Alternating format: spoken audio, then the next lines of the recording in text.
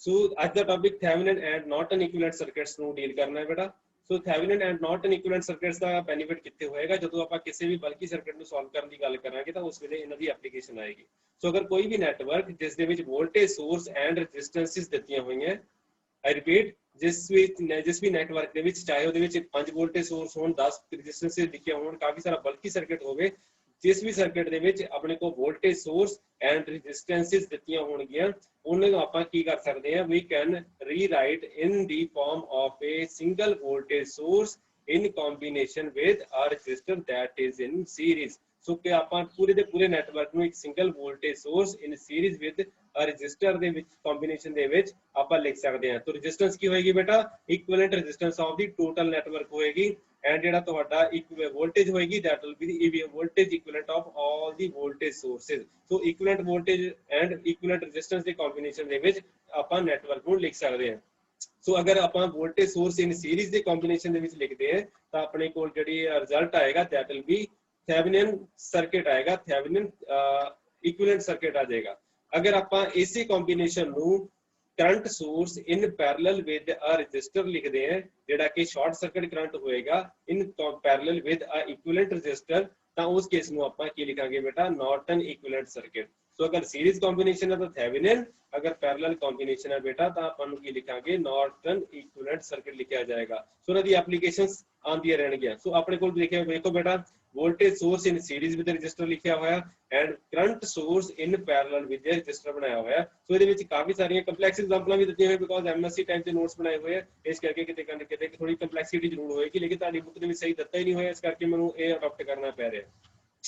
ਠੀਕ ਹੈ ਜੀ। ਸੋ ਫਿਲਹਾਲ ਦੀ ਕੜੀ ਤੁਸੀਂ ਇਹਨਾਂ ਐਡਜਸਟ ਕਰੋ ਕਿ ਥੈਵਨਿਨ ਇਕੁਇਵਲੈਂਟ ਸਰਕਿਟ ਕੀ ਹੋਏਗਾ, voltage equivalent circuit, equivalent circuit with equivalent voltage and equivalent resistance which are in series. ठीक है जी। So current source in parallel with resistor Norton हो गया, and voltage source in series with resistor ये अपना की हो गया बेटा, अपना थेवेनिन हो गया। सो ਆਪਾਂ ਦੁਬਾਰਾ ਲਿਖਿਆ ਹੋਇਆ है voltage sources and register in combination with another network। so in a another network है, इस करके ਆਪਾਂ ਨੂੰ ਛੱਡਿਆ ਹੋਇਆ, ਇਹਨੂੰ ਐਸਾ ਚ ਰੱਖਿਆ ਹੋਇਆ। ਅਗਰ ਲੈਫਟ ਹੈਂਡ ਸਾਈਡ ਦੇ ਉੱਪਰ ਆਪਣੇ ਕੋਲ ਇਸੇ ਤਰ੍ਹਾਂ ਦਾ ਕੋਈ ਨੈਟਵਰਕ ਦਿੱਤਾ ਹੋਇਆ ਤਾਂ ਉਹਨੂੰ ਆਪਾਂ ਕੀ ਕਰਾਂਗੇ, voltage source in series with resistor ਲਿਖਿਆ ਹੋਇਆ, ਐਂਡ ਉਸ ਤੋਂ ਬਾਅਦ ਨਾਰਟਨ ਇਕੁਇਵਲੈਂਟ ਦੇ ਵਿੱਚ ਕੀ ਹੋ ਜਾਏਗਾ, current source in parallel with resistor. ਠੀਕ ਹੈ ਜੀ। ਸੋ ਇਹ ਇਕੁਇਵਲੈਂਟ ਤੁਹਾਡਾ ਸ਼ਾਰਟ ਸਰਕਟ ਕਰੰਟ ਹੋ ਜਾਏਗਾ, ਇਹ ਤੇ ISC ਲਿਖਿਆ ਜਾਏਗਾ। ਸੋ ਉਹਨੂੰ ਆਪਾਂ ਯੂਜ਼ ਕਰਾਂਗੇ। So up to obtain Thevenin equivalent voltage की करना पड़ेगा, open circuit the of terminals. So ये इना सर्किट्स ਨੂੰ ਆਪਾਂ ओपन कर ਦਾਂਗੇ अगर थेवेनिन इक्विवेलेंट बनाना है तो 1 एंड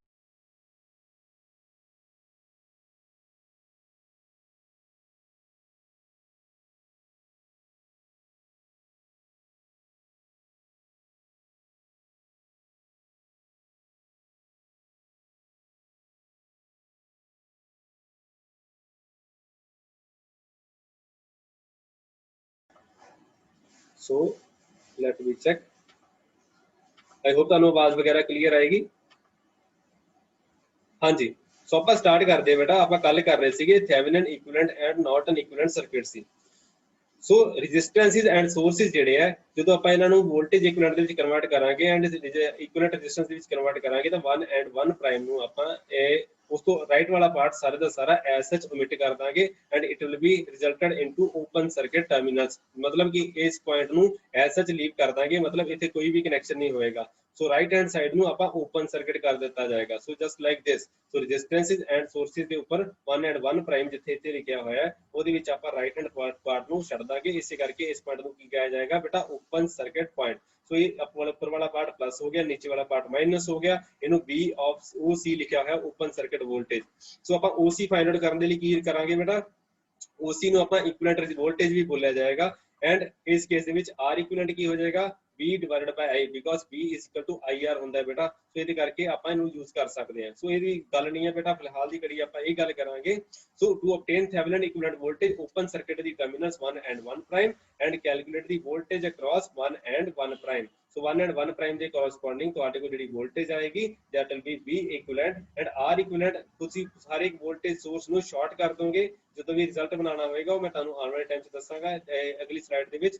ਉਹਦੇ ਵਿੱਚ ਕੀ ਹੈ, R equivalent ਫਾਈਂਡ ਆਊਟ ਕਰਨ ਦੇ ਲਈ ਤੁਹਾਡੇ ਕੋਲ ਪੂਰੇ ਦਾ ਪੂਰਾ ਸਰਕਟ ਜਿਹੜਾ ਹੈ ਉਹ ਆਪਾਂ ਵੋਲਟੇਜ ਸੋਰਸ ਨੂੰ ਸ਼ਾਰਟ ਕਰ ਦਾਂਗੇ, ਐਂਡ ਜਿੰਨੇ ਵੀ ਰੈਜ਼ਿਸਟੈਂਸ ਹੋਣਗੇ ਉਹ R equivalent ਦਾ ਪਾਰਟ ਬਣ ਜਾਣਗੇ। ਸੋ ਆਪਾਂ ਕੱਢ ਕੇ ਦੇਖਾਂਗੇ ਕਿਸ ਤਰ੍ਹਾਂ ਹੈਂਡਲ ਕੀਤਾ ਜਾਂਦਾ ਹੈ। ਸੋ ਉਸ ਤੋਂ ਬਾਅਦ ਕੀ ਹੈ ਬੇਟਾ, to obtain not an equivalent circuit ਆਪਾਂ ਕੀ ਕਰਾਂਗੇ ਬੇਟਾ, ਇਹ ਵਾਲੇ ਜਿਹੜੇ ਪੁਆਇੰਟ ਹੈ ਇਹਨਾਂ ਨੂੰ ਜੋੜ ਦਿੱਤਾ ਜਾਏਗਾ ਐਸ ਸੱਚ, ਐਂਡ ਇਹਦੇ ਵਿੱਚ ਸ਼ਾਰਟ ਸਰਕਟ ਕਰੰਟ ਫਲੋ ਕਰਾਏਗਾ, ਮਤਲਬ ਤਾਰਾਂ ਨੂੰ ਆਪਸ ਦੇ ਵਿੱਚ ਹੀ ਜੋੜ ਦਿੱਤਾ ਗਿਆ। तो उस ਵਿੱਚ ਸ਼ਾਰਟ ਸਰਕਟ ਕਰੰਟ ਆਏਗਾ। And R equivalent find out ਕਰਨ ਦਾ ਤਰੀਕਾ ਸੇਮ ਹੀ ਹੈ, ਵੋਲਟੇਜ ਸੋਰਸੇਜ ਅਗਰ ਕੋਈ ਹੈਗਾ ਤਾਂ ਉਹਨੂੰ ਸ਼ਾਰਟ ਕਰ ਦਿਓ, ਅਗਰ ਕਰੰਟ ਸੋਰਸ ਹੈਗਾ ਤਾਂ ਉਹਨੂੰ ਓਪਨ ਕਰ ਦਿਓ। ਯਾਦ ਰੱਖੋ ਬੇਟਾ, ਵੋਲਟੇਜ ਸੋਰਸ ਨੂੰ ਆਪਾਂ ਕਰਾਂਗੇ ਸ਼ਾਰਟ ਐਂਡ ਕਰੰਟ ਸੋਰਸ ਨੂੰ ਆਪਾਂ ਕਰਾਂਗੇ ਓਪਨ। ਸੋ ਆਪਣੇ ਕੋਲ ਇੱਕ ਛੋਟੀ ਜਿਹੀ ਡਾਇਗਰਾਮ ਦਿੱਤੀ ਹੋਈ ਹੈ 1 ਐਂਡ 1 ਪ੍ਰਾਈਮ ਤੋਂ ਬਾਅਦ ਅਗਲੇ ਵਾਲਾ ਪਾਰਟ ਓਪਨ ਕਰ ਦਿੱਤਾ ਗਿਆ ਹੈ। ਐਂਡ ਆਪਣੇ ਕੋਲ ਵੋਲਟੇਜ ਸੋਰਸ ਇਨ ਸੀਰੀਜ਼ ਦਿੱਤਾ ਹੋਇਆ, ਉਹਦੇ ਪੈਰਲਲ ਦੇ ਵਿੱਚ ਇੱਕ R2 ਸਰਕਟ ਲੱਗਿਆ ਹੋਇਆ। ਸੋ ਇਹਦੇ ਕ੍ਰਾਸ ਆਪਾਂ 1 ਐਂਡ 1 ਪ੍ਰਾਈਮ ਦੇ ਕ੍ਰਾਸ ਆਪਾਂ ਇਹਨੂੰ ਥੈਵਨਿਨ ਇਕੁਇਵਲੈਂਟ ਦੇ ਵਿੱਚ ਬਣਾਉਣਾ ਹੈ।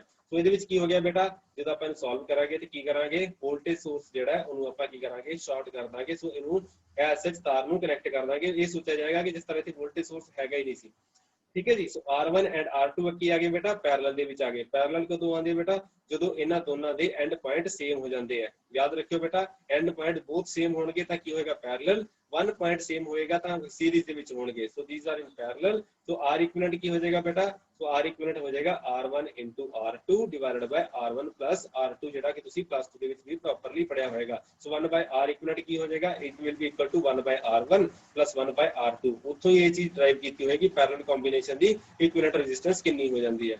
ਸੋ ਇਹਦੇ ਵਿੱਚ ਆਪਣੇ ਕੋਲ ਇਕੁਇਵਲੈਂਟ ਵੋਲਟੇਜ ਫਾਈਂਡ ਆਊਟ ਕਰਨ ਦੇ ਲਈ ਕੀ ਕਰਨਾ ਪਏਗਾ, ਇਹ ਵਾਲੇ ਪੁਆਇੰਟ ਨੂੰ ਆਪਾਂ ਨੂੰ ਓਪਨ ਸਰਕਟ ਕਰਨਾ ਪੈਂਦਾ ਹੈ। So this is just open circuit voltage, it will be used by voltage divider network ਦਾ ਰੂਲ ਆਪਾਂ ਲਗਾਵਾਂਗੇ। ਵੋਲਟੇਜ ਡਿਵਾਈਡਰ ਦਾ ਨੈਟਵਰਕ ਦਾ ਰੂਲ ਕੀ ਹੋ ਜਾਏਗਾ ਬੇਟਾ, ਇਸ ਪੁਆਇੰਟ ਦੇ ਉੱਪਰ ਜਿੰਨੀ ਵੀ ਵੋਲਟੇਜ ਹੋਏਗੀ that will be equal to ਜਿਹੜੀ ਇਨਪੁਟ ਵੋਲਟੇਜ ਹੈ, ਠੀਕ ਹੈ ਜੀ। ਸੋ ਇਸ ਪੁਆਇੰਟ ਦੇ ਉੱਪਰ ਵੋਲਟੇਜ ਕਿੰਨੀ ਹੋਗੀ, this voltage multiplied by जिस रजिस्टर के क्रॉस आप वोल्टेज फाइंड आउट कर रहे हैं वो वाला रजिस्टर ऊपर आएगा, divided by the total combination. मतलब की है voltage multiplied by R2 divided by R1 plus R2। मैं रिपीट कर रहे हैं बेटा, R2 ऊपर आएगा बिकॉज जिसके क्रॉस आप वोल्टेज मेजर करनी है, तो जिसके क्रॉस नहीं करनी वो नीचे आ जाएगा, जिसके क्रॉस करनी है ऊपर आ जाएगा। सो टोटल कॉम्बिनेशन नीचे एंड जिसके क्रॉस वोल्टेज मेजर कर रहे हो दैट इज R2। ये वोल्टेज डिवाइडर नेटवर्क रूल है बेटा, ठीक है जी। सो R2 divided by R1 plus R2 multiplied by the voltage.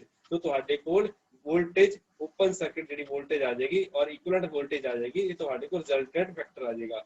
ਸੋ ਅਗਰ ਆਪਣੇ ਕੋਲ ਬੇਟਾ ਕੀ ਹੈ, ਕਰੰਟ ਫਾਈਂਡ ਆਊਟ ਕਰਨਾ ਹੈ ਤਾਂ ਕਰੰਟ ਫਾਈਂਡ ਆਊਟ ਕਰਨ ਦੇ ਲਈ ਇਹਨਾਂ ਦੋਨਾਂ ਪੁਆਇੰਟਸ ਨੂੰ ਜੋੜ ਦਿੱਤਾ ਜਾਏਗਾ ਬਾਈ ਯੂਜ਼ਿੰਗ ਵਾਇਰ। ਸੋ ਆਈ ਸ਼ਾਰਟ ਸਰਕਟ ਕਰੰਟ ਜਿਹੜਾ ਹੋਏਗਾ ਉਹਨੂੰ ਆਪਾਂ ਫਾਈਂਡ ਆਊਟ ਕਰਨ ਦੇ ਲਈ ਕੀ ਹੋਏਗਾ ਬੇਟਾ, ਆਪਾਂ ਫਾਈਂਡ ਆਊਟ ਕਰਾਂਗੇ I ਇਕੁਇਵਲੈਂਟ ਜਿਹੜਾ ਸਰਕਟ ਹੈ ਉਹ ਕਰੰਟ ਹੈ, it will be equal to ISC, it will be given by because ਹੁਣ ਇਹਨਾਂ ਇਸ ਤਾਰ ਦੇ ਵਿੱਚ ਡਾਇਰੈਕਟਲੀ ਕਰੰਟ ਸਿੱਧਾ ਸਿੱਧਾ ਫਲੋ ਕਰ ਜਾਏਗਾ। R2 ਜਿਹੜਾ ਹੈ R2 ਦੇ ਕ੍ਰਾਸ ਰੈਜ਼ਿਸਟਰ ਹੈ ਤਾਂ ਕਰੰਟ ਹਮੇਸ਼ਾ ਸ਼ਾਰਟੈਸਟ ਪਾਥ ਚੂਜ਼ ਕਰਨ ਦੀ ਕੋਸ਼ਿਸ਼ ਕਰੇਗਾ। R2 ਦੇ ਕ੍ਰਾਸ ਕਰੰਟ ਨਹੀਂ ਫਲੋ ਕਰਾਏਗਾ, ਸਿੱਧਾ ਸਿੱਧਾ ਕਰੰਟ ਕੀ ਹੈ I prime I and I1 and 1 prime ਦੇ ਕ੍ਰਾਸ ਹੀ ਫਲੋ ਕਰ ਜਾਏਗਾ। ਸੋ R2 ਇਦਾਂ ਮੰਨਿਆ ਜਾਏਗਾ ਜਿੱਦਾਂ ਇੱਥੇ ਕੋਈ ਰੈਜ਼ਿਸਟਰ ਹੈ ਹੀ ਨਹੀਂ ਹੈ, ਠੀਕ ਹੈ ਜੀ। ਸੋ ਰਿਪੀਟ ਕਰ ਰਹੇ ਹਾਂ ਬੇਟਾ, ਸੋ 1 ਐਂਡ 1 ਪ੍ਰਾਈਮ ਦੇ ਕ੍ਰਾਸ ਅਗਰ ਆਪਾਂ ਤਾਰ ਜੋੜ ਦਿੰਨੇ ਆ ਤਾਂ ਕਰੰਟ ਹਮੇਸ਼ਾ ਸ਼ਾਰਟੈਸਟ ਪਾਥ ਜਿੱਥੇ ਘੱਟ ਰੈਜ਼ਿਸਟੈਂਸ ਹੋਵੇ ਉਹੀ ਚੂਜ਼ ਕਰੇਗਾ। ਸੋ R2 ਦੇ ਕ੍ਰਾਸ ਕਰੰਟ ਨਹੀਂ ਫਲੋ ਕਰੇਗਾ, ਸਾਰੇ ਦਾ ਸਾਰਾ ਕਰੰਟ ਬਾਈਪਾਸ ਹੋ ਕੇ ਡਾਇਰੈਕਟਲੀ ਵਾਪਸ ਚਲਾ ਜਾਏਗਾ। ਸੋ R2 ਦਾ ਕੋਈ ਫਾਇਦਾ ਨਹੀਂ ਹੈ, R2 ਨੂੰ ਆਪਾਂ ਇੱਥੇ ਰਿਮੂਵ ਵੀ ਕਰ ਸਕਦੇ ਹਾਂ। ਸੋ ਇਸੇ ਕਰਕੇ ਕੀ ਹੋ ਜਾਏਗਾ, ਸਾਰਾ ਦੀ ਸਾਰਾ I ਸ਼ਾਰਟ ਕਰੰਟ ਜਿਹੜਾ ਸ਼ਾਰਟ ਸਰਕਟ ਕਰੰਟ ਹੋਏਗਾ it will be given ਬਾय B divided ਬਾय R1 ਆ ਜਾਏਗਾ ਤੇ R2 ਦਾ ਕੋਈ ਰੋਲ ਨਹੀਂ ਰਹੇਗਾ। ठीक है बेटा, आई होप ਤੁਹਾਨੂੰ क्लियर हो गया होगा। So using R equivalent, voltage equivalent and I equivalent, Thevenin and Norton equivalent circuits can be redrawn। so ਇਸ ਕਰਕੇ ਆਪਾਂ ਕੀ ਲਿਖ ਸਕਦੇ ਹਾਂ, so voltage source in series with the resistor, resistor ਕਿਹੜਾ ਸੀ ਬੇਟਾ R equivalent ਆਪਾਂ ਲਿਖਿਆ ਸੀ R1 R2 divided by R1 plus R2 and voltage source ਕੀ ਹੋ ਗਿਆ V multiplied by R2 divided by R1 plus R2। ਇੱਥੇ V ਮਿਸਿੰਗ ਹੈ ਬੇਟਾ, ਤੁਸੀਂ ਖੁਦ ਪਾ ਲਿਓ। ਉਸ ਤੋਂ ਬਾਅਦ ਇਹ ਨਾਰਟਨ ਇਕੁਇਵਲੈਂਟ ਹੋ ਗਿਆ current source in parallel with the resistor. Current source ਆਪਾਂ ਹੁਣੇ ਡਿਜ਼ਾਈਨ ਕੀਤਾ ਹੈ ਬੇਟਾ, ਇੱਥੇ V divided by R1, so that will be V divided by R1 I short circuit current in parallel with the resistor ਕਿਹੜਾ ਹੈ R1 R2 plus divided by R1 plus R2। R equivalent ਤੁਹਾਡੇ ਕੋਲ voltage R equivalent resistance ਆ ਜਾਏਗੀ। ਸੋ ਇੱਥੇ ਇਸ ਤੋਂ ਬਾਅਦ ਬੇਟਾ ਇੱਕ ਹੋਰ ਚੀਜ਼ ਦਿੱਤੀ ਹੋਈ ਹੈ, ਇੱਕ ਅਨਦਰ ਐਗਜ਼ਾਮਪਲ ਦਿੱਤੀ ਹੋਈ ਹੈ ਕਿ ਆਪਣੇ ਕੋਲ ਇੱਕ ਸਰਕਟ ਦਿੱਤਾ ਹੋਇਆ 1 ਐਂਡ 1 ਪ੍ਰਾਈਮ ਦੇ ਵਿਚਕਾਰ ਕਿੰਨਾ ਕਰੰਟ ਫਲੋ ਕਰ ਰਿਹਾ ਹੈ, ਜਾਂ ਕਿ 1 ਐਂਡ 1 ਪ੍ਰਾਈਮ ਦੇ ਵਿਚਕਾਰ ਓਪਨ ਸਰਕਟ ਵੋਲਟੇਜ ਕਿੰਨੀ ਹੈ, ਜਾਂ ਇਹਨਾਂ ਕੋਈ ਹੋਰ ਚੀਜ਼ ਪੁੱਛੀ ਹੋਏਗੀ ਉਹਦੇ ਕ੍ਰਾਸ ਆਪਾਂ ਫਾਈਂਡ ਆਊਟ ਕਰ ਸਕਦੇ ਹਾਂ। ਸੋ ਇਸ ਸਰਕਟ ਨੂੰ ਸੋਲਵ ਕਰਨ ਦਾ ਤਰੀਕਾ ਕੀ ਹੈ ਬੇਟਾ, ਅਗਰ ਤੁਹਾਡੇ ਕੋਲ voltage source and current source ਬਹੁਤ ਦਿੱਤੇ ਹੋਏ ਆ, ਦੋਨੋਂ ਹੀ ਦਿੱਤੇ ਹੋਏ ਆ ਤਾਂ ਆਪਾਂ ਦੋਨਾਂ ਵਿੱਚੋਂ ਇੱਕ ਦੇ ਵਿੱਚ ਕਨਵਰਟ ਕਰਾਂਗੇ। ਸੋ ਅਗਰ ਆਪਾਂ ਨੂੰ ਕਰੰਟ ਪੁੱਛਿਆ ਗਿਆ ਤਾਂ ਆਪਾਂ ਕੀ ਕਰਾਂਗੇ, ਇਹਨਾਂ ਦੋਨਾਂ ਨੂੰ ਵਿੱਚੋਂ ਸਭ ਤੋਂ ਪਹਿਲਾਂ R ਇਕੁਇਵਲੈਂਟ ਕੱਢਾਂਗੇ ਐਂਡ ਵੋਲਟੇਜ ਨੂੰ ਵੀ ਆਪਾਂ ਕਰੰਟ ਦੀ ਫਾਰਮ ਦੇ ਵਿੱਚ ਕਨਵਰਟ ਕਰ ਦਾਂਗੇ। ਚਾਹੇ ਕਰੰਟ ਨੂੰ करंट सोर्स ਨੂੰ ਵੋਲਟੇਜ ਸੋਰਸ 'ਚ ਕਨਵਰਟ ਕਰ ਲਓ ਔਰ ਵੋਲਟੇਜ ਸੋਰਸ ਨੂੰ ਕਰੰਟ ਸੋਰਸ ਦੇ ਵਿੱਚ ਕਨਵਰਟ ਕਰ ਲਓ। ਸੋ ਬੈਟਰ ਇੱਥੇ ਇਸ ਸਰਕਟ ਦੇ ਅਕੋਰਡਿੰਗ ਆਪਾਂ ਬੈਟਰ ਕੀ ਚੂਜ਼ ਕਰਾਂਗੇ ਬੇਟਾ, ਕਰੰਟ ਸੋਰਸ ਜਿਹੜਾ ਹੈ ਉਹਨੂੰ ਆਪਾਂ ਯੂਜ਼ ਕਰਾਂਗੇ ਇਸ ਦੇ according, so that we can simplify this circuit. So ਆਪਾਂ ਕਰੰਟ ਸੋਰਸ ਹੀ ਬਣਾਵਾਂਗੇ ਵੋਲਟੇਜ ਸੋਰਸ ਨੂੰ। ਸੋ ਇਹ 1 ਐਂਡ 1 ਪ੍ਰਾਈਮ ਦੇ ਕੋਰਸਪੋਂਡਿੰਗ ਆਪਾਂ ਕੀ ਕੀਤਾ ਬੇਟਾ, ਇਹਦੇ ਵਿੱਚ ਬਾਕੀ ਅਗਰ ਕਰੰਟ ਸੋਰਸ ਹੈ ਇਹਨੂੰ ਆਪਾਂ ਕੀ ਕਰਾਂਗੇ ਬੇਟਾ, ਓਪਨ ਸਰਕਟ ਕਰ ਦਾਂਗੇ, ਵੋਲਟੇਜ ਸੋਰਸ ਨੂੰ ਆਪਾਂ ਸ਼ਾਰਟ ਸਰਕਟ ਕਰ ਦਾਂਗੇ। ਸੋ ਦੇਖੋ ਬੇਟਾ ਆਹ ਵਾਲਾ ਪਾਰਟ ਜਮਾ ਹੀ ਖਤਮ ਹੋ ਗਿਆ ਬਿਕੋਜ਼ ਇਹ ਓਪਨ ਸਰਕਟ ਹੋ ਗਿਆ, ਇੱਥੇ ਕੁਝ ਵੀ ਨਹੀਂ ਲੱਗੇਗਾ ਅਗਰ ਓਪਨ ਸਰਕਟ ਹੋ ਗਿਆ। ਸੋ 1 ਕੀ ਐਸ ਸੱਚ, ਇੱਥੇ ਕੀ ਬੇਟਾ 1 ਕੀ ਐਸ ਸੱਚ ਰਹਿ ਜਾਏਗਾ, ਇੱਥੇ 1 ਐਂਡ 1 ਪ੍ਰਾਈਮ ਰਹਿ ਜਾਏਗਾ, ਸੌਰੀ। ਉਸ ਤੋਂ ਬਾਅਦ ਆਪਣੇ ਕੋਲ ਕੀ ਆ ਗਿਆ ਬੇਟਾ, ਸੋ ਇਹਨੂੰ ਆਪਾਂ ਕਿਸ ਤਰ੍ਹਾਂ ਰਿਪਰੈਜ਼ੈਂਟ ਕਰ ਸਕਦੇ ਹਾਂ, ਆਰ ਇਕੁਇਵਲੈਂਟ, ਬਿਕੋਜ਼ ਇਹਨਾਂ ਦੋਨਾਂ ਦਾ ਸਿਰਫ ਇੱਕ ਹੀ ਪੁਆਇੰਟ ਕਾਮਨ ਹੈ, ਇਸ ਕਰਕੇ ਆਪਾਂ ਇਹ ਕੀ ਹੋ ਗਿਆ ਬੇਟਾ, resistance in series, R equivalent ਕੀ ਹੋ ਜਾਏਗਾ 1 + 1 it is equal to 2 kilo ohm ਹੋ ਗਿਆ ਜੀ। ਠੀਕ ਹੈ ਬੇਟਾ। ਸੋ ਇਸ ਕੇਸ ਦੇ ਵਿੱਚ ਆਪਣੇ ਕੋਲ ਇਹਦਾ ਰਿਜ਼ਲਟ ਆ ਜਾਏਗਾ। ਉਸ ਤੋਂ ਬਾਅਦ ਕੀ ਹੈ ਬੇਟਾ, ਆਪਣੇ ਕੋਲ ਆ ਜਾਏਗਾ, ਇਹਨੂੰ ਆਪਾਂ ਯੂਜ਼ ਕਰ ਸਕਦੇ ਹਾਂ। ਹੁਣ ਦੇਖੋ ਹੁਣ ਆਰ ਇਕੁਇਵਲੈਂਟ ਆਪਾਂ ਕੱਢ ਲਿਆ, ਹੁਣ ਆਈ ਸ਼ਾਰਟ ਸਰਕਟ ਕਰੰਟ ਕੱਢਣਾ ਹੈ। ਸ਼ਾਰਟ ਸਰਕਟ ਕਰੰਟ ਆਪਾਂ ਇਹਦੇ ਕ੍ਰਾਸ ਕੱਢਾਂਗੇ 1 ਐਂਡ 1 ਪ੍ਰਾਈਮ ਦੇ ਕ੍ਰਾਸ, ਇੱਥੇ 10 ਮਿਲੀ ਐਂਪੀਅਰ ਦਾ ਕਰੰਟ ਸੋਰਸ ਲੱਗਾ ਹੋਇਆ, ਇੱਥੇ 1 ਕੇ ਹੈ ਬੇਟਾ, ਇੱਥੇ ਵੀ 1 ਕੇ। ਉਸ ਤੋਂ ਬਾਅਦ ਇੱਥੇ ਆਪਾਂ ਕੀ ਕਰਾਂਗੇ, ਜਿਹੜਾ ਓਪਨ ਸਰਕਟ ਹੈ ਉਹਨੂੰ ਆਪਾਂ ਸ਼ਾਰਟ ਕਰ ਦਾਂਗੇ, ਜਿਸ ਪੁਆਇੰਟ ਦੇ ਕ੍ਰਾਸ ਆਪਾਂ ਫਾਈਂਡ ਆਊਟ ਕਰਨੀ ਹੈ ਸ਼ਾਰਟ ਸਰਕਟ ਕਰੰਟ, ਉਹਨੂੰ ਆਪਾਂ ਕੀ ਕਰਾਂਗੇ ਬੇਟਾ, ਇਹ ਹੁਣ ਦੇਖੋ ਇਹ 10 ਮਿਲੀ ਐਂਪੀਅਰ ਆਏਗਾ, ਕੀ ਕਰੇਗਾ ਬੇਟਾ, ਦੋਨੋਂ ਦੀ ਰੈਜ਼ਿਸਟੈਂਸ ਕਿੰਨੀ ਹੈ 1 ਕੇ ਐਂਡ 1 ਕੇ ਹੈ, ਬਿਕੋਜ਼ ਇਹਨਾਂ ਦੋਨਾਂ ਦੀ ਰੈਜ਼ਿਸਟੈਂਸ ਸੇਮ ਹੈ, ਇਸ ਕਰਕੇ ਇਹਨਾਂ ਦੋਨਾਂ ਦੇ ਵਿਚਕਾਰ ਇਕੁਅਲੀ ਕਰੰਟ ਡਿਵਾਈਡ ਹੋ ਜਾਏਗਾ, I/2 ਇੱਧਰ ਚਲਾ ਜਾਏਗਾ ਐਂਡ I/2 ਅੱਗੇ ਚਲਾ ਜਾਏਗਾ। ਠੀਕ ਹੈ ਜੀ, ਇਸ ਕਰਕੇ ਸ਼ਾਰਟ ਸਰਕਟ ਕਰੰਟ ਕਿੰਨਾ ਹੋ ਗਿਆ, ਸੋ ਇਹਦੇ ਥਰੂ ਜਿੰਨਾ ਫਲੋ ਕਰਕੇ ਜਾਏਗਾ, ਇਸ ਕਰਕੇ 10 milli ampere divided by 2 it will be 5 ਮਿਲੀ ampere. So I short circuit current 5 ਮਿਲੀ ਐਂਪੀਅਰ ਦੇ ਬਰਾਬਰ ਹੋ ਜਾਏਗਾ। So this is equivalent circuit for the left hand part. तो ये कितना हो गया बेटा, I short circuit current 1 with a parallel resistance that is not an equivalent, ਇਹਨੂੰ ਆਪਾਂ ਕੀ ਬੋਲਾਂਗੇ, I शॉर्ट सर्किट करंट 5 ਮਿਲੀ ਐਂਪੀਅਰ ਦਾ ਹੋ ਗਿਆ ਐਂਡ R equivalent ਆਪਣੇ ਕੋਲ 2 ਕਿਲੋ ਓਮ ਦੇ ਹੋ ਗਈ। ਉਸ ਤੋਂ ਬਾਅਦ ਰਾਈਟ ਹੈਂਡ ਪਾਰਟ ਦੇ ਵਿੱਚ ਕੀ ਹੈ ਬੇਟਾ, 4 ਕਿਲੋ ਓਮ ਆ ਗਿਆ ਐਂਡ 10 ਵੋਲਟ ਆ ਗਿਆ। ਸੋ ਇਹਨੂੰ ਆਪਾਂ ਕੀ ਕਰਾਂਗੇ, ਇਹਨੂੰ SH I short circuit current ਦੇ ਵਿੱਚ ਆਪਾਂ ਡਾਇਰੈਕਟਲੀ ਕੈਲਕੂਲੇਟ ਕਰ ਸਕਦੇ ਹਾਂ, ਬਿਕੋਜ਼ ਸਿੰਗਲ ਰੈਜ਼ਿਸਟਰ ਹੈ, ਇਹਦੇ ਵਿੱਚ ਇਕੁਇਵਲੈਂਟ ਰੈਜ਼ਿਸਟੈਂਸ ਕਿੰਨੀ ਹੋਗੀ ਬੇਟਾ, ਸਿੰਗਲ ਸੋਰਸ ਹੈ, ਸਿੰਗਲ ਰੈਜ਼ਿਸਟੈਂਸ ਲੱਗੀ ਹੋਈ ਹੈ, ਇਸ ਕਰਕੇ R equivalent ਆਪਣੇ ਕੋਲ 4 ਕਿਲੋ ਓਮ ਆ ਜਾਏਗਾ। ਉਸ ਤੋਂ ਬਾਅਦ ਕੀ ਹੈ, ਓਪਨ ਹੈ, ਇੱਥੇ ਸ਼ਾਰਟ ਸਰਕਟ ਕਰੰਟ ਕਰਨਾ ਹੈ, ਆਪਾਂ ਕੀ ਕਰਾਂਗੇ, ਇਹਨਾਂ ਦੋਨਾਂ ਨੂੰ ਕੰਬਾਈਨ ਕਰ ਦਿੱਤਾ, ਐਂਡ ਰਿਜ਼ਲਟ ਕੀ ਆ ਗਿਆ ਬੇਟਾ, I short circuit current will be equal to 10 volt divided by voltage divided by resistance हो जाएगा। तो 10 divided by 4 ਦੇ corresponding 2.5 ਮਿਲੀ ਐਂਪੀਅਰ ਦੇ corresponding ਤੁਹਾਡੇ ਕੋਲ ਸ਼ਾਰਟ ਸਰਕਟ ਕਰੰਟ ਆ ਜਾਏਗਾ। ਸੋ I is equal to V by R ਹੁੰਦਾ ਹੈ। ਸੋ ਸਿੱਧਾ ਫਾਰਮੂਲਾ ਲਗਾਉਣਾ, ਇਹਦੇ ਵਿੱਚ ਕੋਈ ਹਾਰਡ ਐਂਡ ਫਾਸਟ ਵਾਲਾ ਕੰਮ ਨਹੀਂ ਹੈ। So short circuit current in parallel with equivalent resistance 2 and 2 prime. So ਇਹ ਲੱਗਾ ਹੋਇਆ। ਉਸ ਤੋਂ ਬਾਅਦ ਆਪਾਂ ਇਹਨਾਂ ਨੂੰ ਕੰਬਾਈਨ ਕਰ ਦਈਏ, ਅਲਟੀਮੇਟਲੀ ਜਿਹੜਾ ਸੋਲੂਸ਼ਨ ਹੈ ਉਹ ਇਸ ਦੇ ਅਕੋਰਡਿੰਗ ਆ ਜਾਏਗਾ। ਸੋ ਇਹ ਆਪਣਾ V0 ਚੱਲੇਗਾ। ਠੀਕ ਹੈ ਜੀ। ਸੋ ਇਹਦੇ ਵਿੱਚ ਕੀ ਹੈ, ਸੋ 5 ਮਿਲੀ ਐਂਪੀਅਰ ਇਨਟੂ 2.5 ਮਿਲੀ ਐਂਪੀਅਰ ਇਹ ਹੋ ਗਿਆ ਬੇਟਾ। ਦੇਖੋ ਹੁਣ ਇਹ ਇਸ ਕਰੰਟ ਦੀ ਡਾਇਰੈਕਸ਼ਨ ਕੀ ਹੈ, ਅਪਵਰਡ। ਇਸ ਜਿਸ ਤਰ੍ਹਾਂ ਤੁਸੀਂ ਜਿਹੜਾ ਹੈਡ ਵਾਲਾ ਆਈਕਨ ਹੈ ਉਹਨੂੰ ਟੈਲੀ ਕਰ ਸਕਦੇ ਹੋ। ਸੋ ਫੋਲੋ ਕਰਕੇ ਆਪਾਂ ਦੇਖ ਸਕਦੇ ਹਾਂ, ਅਗਰ ਇਹ ਵਾਲਾ ਅਪਵਰਡ ਐਰੋ ਹੈ ਤਾਂ ਇਹ ਕਰੰਟ ਕਿਸ ਤਰ੍ਹਾਂ ਫਾਰਵਰਡ ਕਰੇਗਾ, ਇਹ ਤੁਹਾਡਾ ਲੈਫਟ ਸਾਈਡ ਨੂੰ ਕਰੰਟ ਭੇਜੇਗਾ ਐਂਡ ਇਸ ਪੁਆਇੰਟ ਦੇ ਉੱਪਰ V0 ਪੁਆਇੰਟ ਦੇ ਉੱਪਰ ਜਿਹੜੀ ਵੋਲਟੇਜ ਚੈੱਕ ਕਰਨੀ ਹੈ, ਸੋ ਉਸ ਪੁਆਇੰਟ ਦੇ ਉੱਪਰ ਇਹ ਕੀ ਕਰੇਗਾ, ਇਹ ਡਾਊਨਵਰਡ ਸਾਈਡ ਨੂੰ ਕਰੰਟ ਭੇਜੇਗਾ। ਸੋ 5 ਮਿਲੀ ਐਂਪੀਅਰ ਕੀ ਕਰੇਗਾ, ਇਹ ਰਾਈਟ ਹੈਂਡ ਸਾਈਡ ਨੂੰ ਕਰੰਟ ਭੇਜੇਗਾ and the point that is given by V0, ਇਸ ਪੁਆਇੰਟ ਦੇ ਉੱਪਰ ਜਿਹੜਾ ਕਰੰਟ ਹੈ ਉਹ ਵੀ ਡਾਊਨਵਰਡ ਹੀ ਆਏਗਾ। ਸੋ ਇਸ 4 ਕਿਲੋ ਓਮ ਜਿਹੜੀ ਕਿ ਰੈਜ਼ਿਸਟੈਂਸ ਹੈ, ਜਿਹੜੀ ਕਿ ਆਪਾਂ ਨਵੀਂ ਰੈਜ਼ਿਸਟੈਂਸ ਲਗਾਈ ਹੈ, ਉਹਦੇ ਕੋਰਸਪੋਂਡਿੰਗ ਜਿਹੜਾ ਕਰੰਟ ਹੋਏਗਾ दोनों करंट सोर्सेज करके साइमल्टेनियसली डाउनवर्ड साइड के ऊपर फ्लो करेगा। इस करके आप की करांगे करंट सोर्सेज ਨੂੰ ऐड कर देंगे। तो 7.5 मिली एंपियर दोनों का सम हो जाएगा 5 + 2.5 एंड इक्विवेलेंट रेजिस्टेंस कितनी होगी बेटा इन्हां दी 2 4 एंड 4। सो अपने कोल की हो गया, ਇਹ ਪਹਿਲਾਂ ਆਪਾਂ ਉਹਨਾਂ ਨੂੰ ਸੋਲਵ ਕੀਤਾ ਸੀਗਾ, ਉਸ ਤੋਂ ਬਾਅਦ ਇਹਨੂੰ ਸੋਲਵ ਕਰ ਰਹੇ ਹਾਂ ਐਂਡ ਅਲਟੀਮੇਟਲੀ ਆਪਣੇ ਕੋਲ current source in parallel with resistor ਆ ਜਾਏਗਾ। ਸੋ ਇਸ ਪੁਆਇੰਟ ਦੇ ਉੱਪਰ V0 ਪੁਆਇੰਟ ਦੇ ਉੱਪਰ ਜਿਹੜਾ ਕਰੰਟ ਫਲੋ ਕਰ ਰਿਹਾ 7.5 ਮਿਲੀ ਐਂਪੀਅਰ ਫਲੋ ਕਰ ਰਿਹਾ and 2 kilo Om and 4 kilo Om and 4 kilo Om ਦੀ ਜਿਹੜੀ ਪੈਰਲਲ ਰੈਜ਼ਿਸਟੈਂਸ ਹੈ ਉਹ ਮੈਂ ਫਾਈਂਡ ਆਊਟ ਕਰਕੇ ਦਿੱਤੀ ਹੋਈ ਹੈ। This is 1 kilo Om. So 1 kilo Om ਦੇ ਕੋਰਸਪੋਂਡਿੰਗ V0 ਆਪਾਂ ਫਾਈਂਡ ਆਊਟ ਕਰ ਸਕਦੇ ਹਾਂ।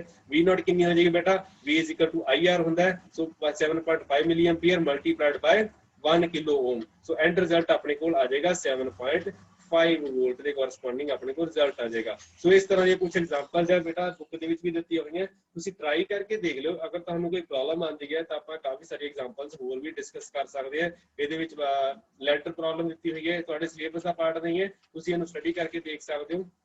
ਜ਼ਰੂਰੀ ਨਹੀਂ ਹੈ ਕਿ ਹਰ ਚੀਜ਼ ਕਰਨੀ ਹੈ, ਬਿਕੋਜ਼ ਇਹ MSc ਲੈਵਲ ਦਾ ਕੰਮ ਹੈ, ਇਸ ਕਰਕੇ ਮੈਂ ਇਨਕਲੂਡ ਨਹੀਂ ਕਰ ਰਿਹਾ। ਸੋ ਅਦਰ ਐਗਜ਼ਾਮਪਲਸ ਵੀ ਤੁਸੀਂ ਫੋਲੋ ਕਰ ਸਕਦੇ ਹੋ। ਮੈਂ ਕੁਝ ਚੀਜ਼ਾਂ ਤੁਹਾਨੂੰ ਹੋਰ ਵੀ ਦੱਸ ਦਿੰਦਾ ਬੇਟਾ। So let me check. So voltage and current divider rule ਕੀ ਹੋਣਗੇ ਬੇਟਾ, ਇਹ ਚੀਜ਼ ਚੈੱਕ ਕਰ ਲਿਓ। ਸੋ ਸਭ ਤੋਂ ਪਹਿਲਾਂ ਆਪਣੇ ਕੋਲ ਕੀ ਹੈ, ਅਗਰ ਇਹਨੇ ਆਪਣੇ ਕੋਲ ਇੱਕ ਨੈਟਵਰਕ ਦਿੱਤਾ ਹੋਇਆ, ਉਹਦੇ ਨਾਲ ਬਾਹਰ ਇੱਕ R1 ਰਜਿਸਟਰ ਲੱਗਿਆ ਹੋਇਆ ਹੈ, ਉਹਦੇ ਕੋਰਸਪੋਂਡਿੰਗ R2 ਲੱਗਾ ਹੋਇਆ ਐਂਡ ਬੈਕ ਐਂਡ ਜਾ ਰਿਹਾ ਹੈ।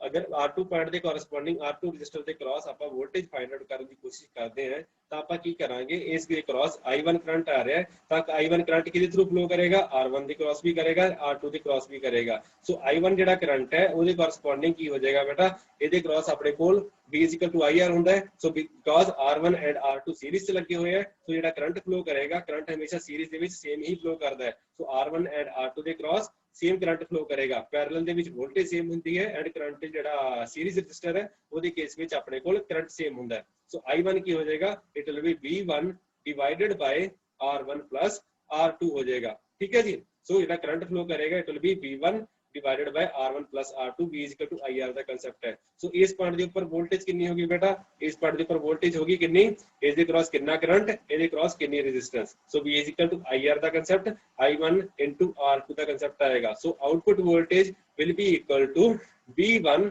multiplied by R2 divided by R1 plus R2। So ਇਹ ਵੋਲਟੇਜ ਡਿਵਾਈਡਰ ਰੂਲ ਹੋ ਗਿਆ ਜਿਹੜਾ ਤੁਹਾਨੂੰ ਮੈਂ ਹੁਣੇ ਦੱਸ ਕੇ ਹਟਿਆ। ਸੋ ਅਗਰ ਆਪਾਂ ਸਿੰਪਲੀ ਫਾਰਮ ਦੇ ਵਿੱਚ ਲਿਖਣਾ ਹੋਵੇ ਤਾਂ output voltage will be given by input voltage multiplied by output resistance, ਜਿਹਦੇ ਕ੍ਰਾਸ ਆਪਾਂ ਵੋਲਟੇਜ ਲੈ ਰਹੇ, ਡਿਵਾਈਡਡ ਬਾਈ ਟੋਟਲ ਰੈਜ਼ਿਸਟੈਂਸ। ਸੋ ਇਹ ਚੀਜ਼ ਆਪਾਂ ਹੁਣੇ ਕਰਕੇ ਹਟੇ ਆ 2 ਮਿੰਟ ਪਹਿਲਾਂ। ਠੀਕ ਹੈ ਜੀ। ਸੋ ਇਸੇ ਤਰ੍ਹਾਂ ਆਪਣੇ ਕੋਲ ਕਰੰਟ ਡਿਵਾਈਡਰ ਰੂਲ ਵੀ ਆ ਜਾਂਦਾ ਹੈ। ਸੋ ਮੈਂ ਜ਼ਿਆਦਾ ਡਿਸਕਸ ਨਹੀਂ ਕਰੂੰਗਾ, ਇਹ ਤੁਹਾਡੇ ਲਈ ਛੱਡਿਆ। ਸੋ ਤੁਸੀਂ ਖੁਦ ਕਰਕੇ ਦੇਖਿਓ ਬੇਟਾ ਇੱਕ ਵਾਰੀ। ਸੋ ਕਰੰਟ ਡਿਵਾਈਡਰ ਰੂਲ ਕੀ ਹੈ, ਇਹ ਫਿਗਰ ਬਣੀ ਹੋਈ ਹੈ। ਸੋ ਕਰੰਟ ਕੀ ਹੋ ਜਾਏਗਾ ਬੇਟਾ, ਪੈਰਲਲ ਹੈ, ਪੈਰਲਲ ਦੇ ਵਿੱਚ ਵੋਲਟੇਜ ਸੇਮ ਹੁੰਦੀ ਹੈ, ਇਸ ਕਰਕੇ ਵੋਲਟੇਜ ਇੱਥੇ ਵੀ V1 ਹੋਏਗੀ, ਇੱਥੇ ਵੀ V1 ਹੋਏਗੀ, ਲੇਕਿਨ ਪੈਰਲਲ 'ਚ ਲੱਗੇ ਹੋਏ ਇਸ ਕਰਕੇ ਕਰੰਟ ਡਿਫਰੈਂਟ ਹੋ ਜਾਏਗਾ। ਇਹਦੇ ਕ੍ਰਾਸ I1 ਆ ਜਾਏਗਾ, ਇਹਦੇ ਕ੍ਰਾਸ I2 ਆ ਜਾਏਗਾ। ਠੀਕ ਹੈ ਜੀ। ਸੋ I1 ਸਟਾਰਟਿੰਗ ਤੋਂ ਕਰੰਟ ਆ ਰਿਹਾ ਹੈ ਐਂਡ ਇਹਦੇ ਕ੍ਰਾਸ I2 ਆਏਗਾ, I1 minus I2 R1 ਦੇ ਕ੍ਰਾਸ ਫਲੋ ਕਰਵਾਏਗਾ।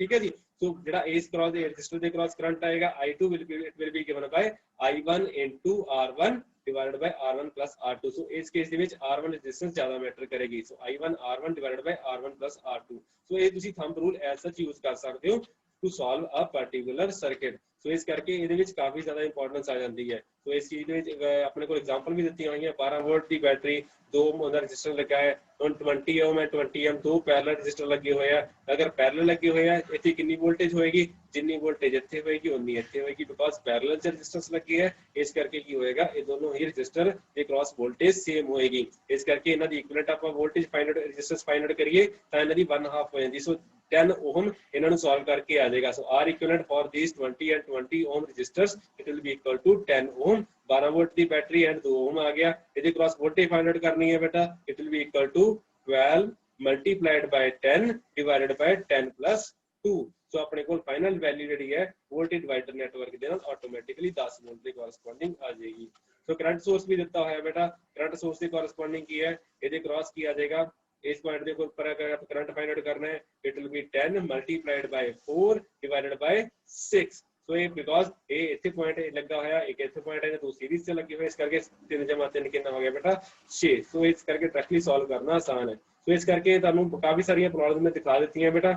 ਅਗਰ ਕੋਈ ਪ੍ਰੋਬਲਮ ਆਉਂਦੀ ਹੈ ਬੁੱਕ ਦੇ ਵਿੱਚ ਜਿਹੜਾ ਤੇ ਐਗਜ਼ਾਮਪਲ ਲਿਆ ਹੋਇਆ ਬਹੁਤਾ ਵਧੀਆ ਐਗਜ਼ਾਮਪਲ ਨਹੀਂ ਹੈ, ਤਾਂ ਤੁਹਾਨੂੰ ਮੈਂ ਥੋਰਲੀ ਕਰਵਾ ਕੇ ਦਿੱਤਾ ਹੈ ਕਿ ਇਹਦੇ ਨਾਲ ਤੁਹਾਡੇ ਥੈਵਨਿਨ ਐਂਡ ਨਾਰਟਨ ਦੇ ਸਰਕਟ, ਅਗਰ ਕਿਸੇ ਵੀ ਤਰ੍ਹਾਂ ਦਾ ਸਰਕਟ ਤੁਹਾਨੂੰ ਪੇਪਰ ਦੇ ਵਿੱਚ ਆਉਂਦਾ ਹੈ, ਤੁਸੀਂ ਆਰਾਮ ਦੇ ਨਾਲ ਸੋਲਵ ਕਰ ਲਓਗੇ। ਸੋ ਪਿਛਲੇ 5 ਸਾਲਾਂ ਦੇ ਐਟਲੀਸਟ ਕੁਐਸਚਨ ਪੇਪਰ ਉਠਾ ਕੇ ਦੇਖੋ, ਉਹਦੇ ਵਿੱਚ ਥੈਵਨਿਨ ਐਂਡ ਨਾਰਟਨ ਦੇ ਜਿਹੜੇ ਵੀ ਸਰਕਟ ਤੁਹਾਨੂੰ ਦਿੱਤੇ ਹੋਏ ਹੈ ਤਾਂ ਉਹਨੂੰ ਪ੍ਰੋਪਰਲੀ ਸੋਲਵ ਕਰਕੇ ਦੇਖਣਾ ਹੈ। ਅਗਰ ਕੋਈ ਨਹੀਂ ਸੋਲਵ ਹੁੰਦਾ ਤਾਂ ਮੇਰੇ ਤੱਕ ਕਨਵੇ ਕਰੋ, ਮੈਂ ਤੁਹਾਨੂੰ ਸੋਲਵ ਕਰਕੇ ਦਊਂਗਾ। ਥੈਂਕ ਯੂ ਵੈਰੀ ਮਚ ਬੇਟਾ। ਅਗਰ ਕੋਈ ਡਾਊਟਸ ਵਗੈਰਾ ਹੈਗੇ ਹੈ ਤਾਂ ਮੈਨੂੰ ਹੁਣੇ ਦੱਸ ਦਿਓ, ਉਸ ਤੋਂ ਬਾਅਦ ਮੈਂ ਲੈਕਚਰ ਕਲੋਜ਼ ਕਰ ਦਾਂਗਾ।